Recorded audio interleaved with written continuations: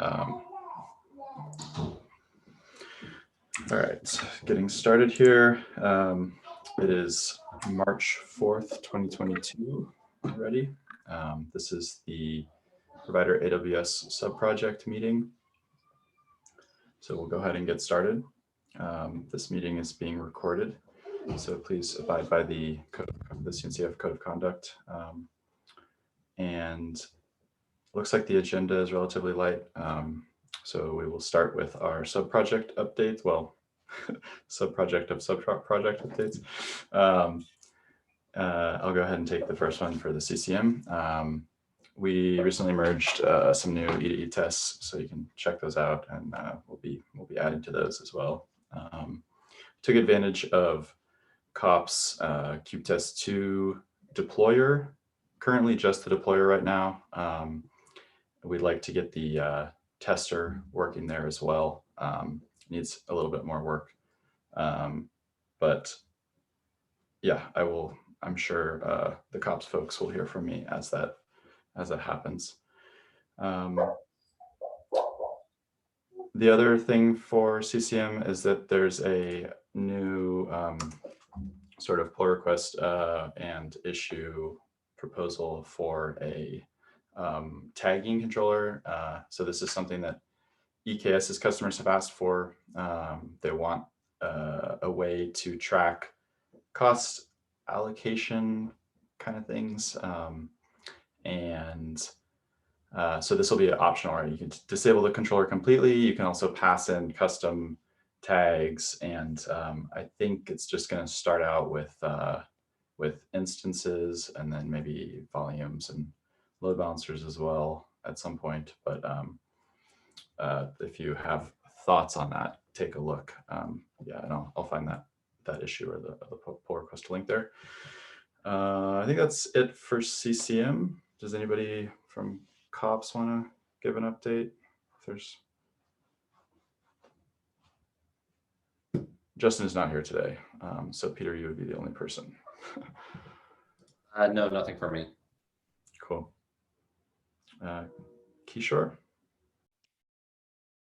Nothing major. I'm planning for a 2.4.1 patch release, collecting like any fixes that need to go in that was in our backlog. So. Got it. Carpenter? No major updates, just a recent release of 6.4 from Carpenter. Cool. Awesome. So pull requests, we don't have anything there, and it looks like nothing left on the agenda, so I'll just open it up for anyone who wants to bring anything up. Otherwise, we get quite a bit of time back. The only thing I wanted to bring up, I didn't quite know where to put it in the agenda, is we do have a meeting this evening to do a final security review, internal security review of the IAM Authenticator patch for adding support for ARM-like matches. So looking forward to that. And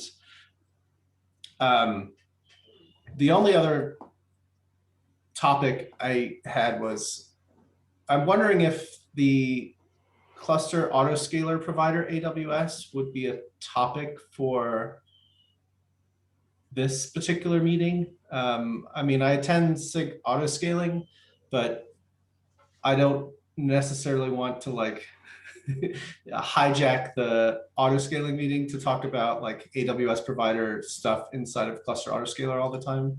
I'm wondering if this would be a more appropriate place to discuss those types of things, or I don't know. What's your thought?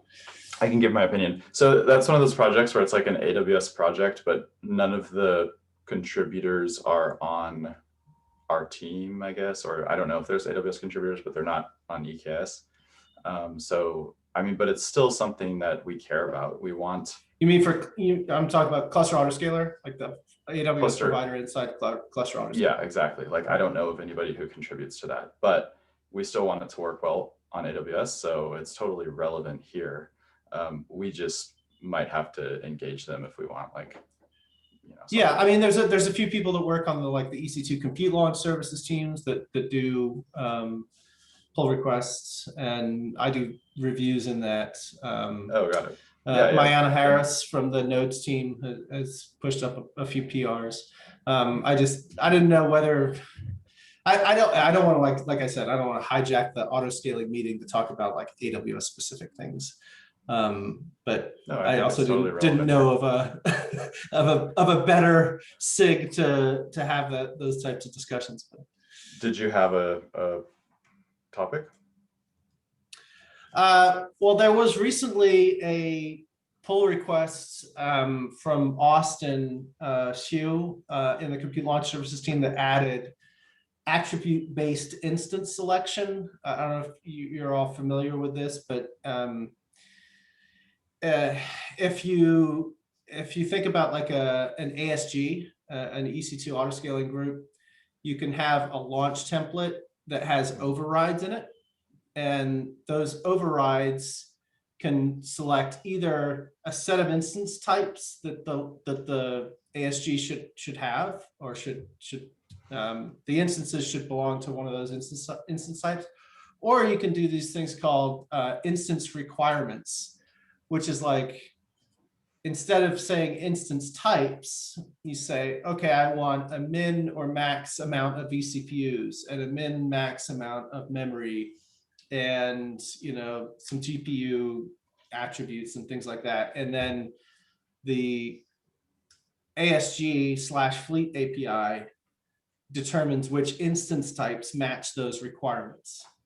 So it's just a different way, a less coarse-grained way of launching instances, right? And so you don't specify the instance type. Instead, you specify the fine-grained resource requirements of that you're looking for. Anyway, that was recently added to the Provider AWS Insight Cluster Autoscaler. It was an interesting pull request, and I thought it was actually pretty good. Oh, got it. Yeah, that's cool. I mean, it makes a lot of sense. The Fleet API, you first of all, you are less likely to get iced because you can you can actually ask for, you can give more range of possible options and get what you want. But yeah, no, that sounds cool. I can link it in the notes if people are interested in that, or maybe if you can provide that. Yeah, I can definitely do that. Cool. All right. Anything else? Cool. Thanks. Happy Friday, everybody. And you too.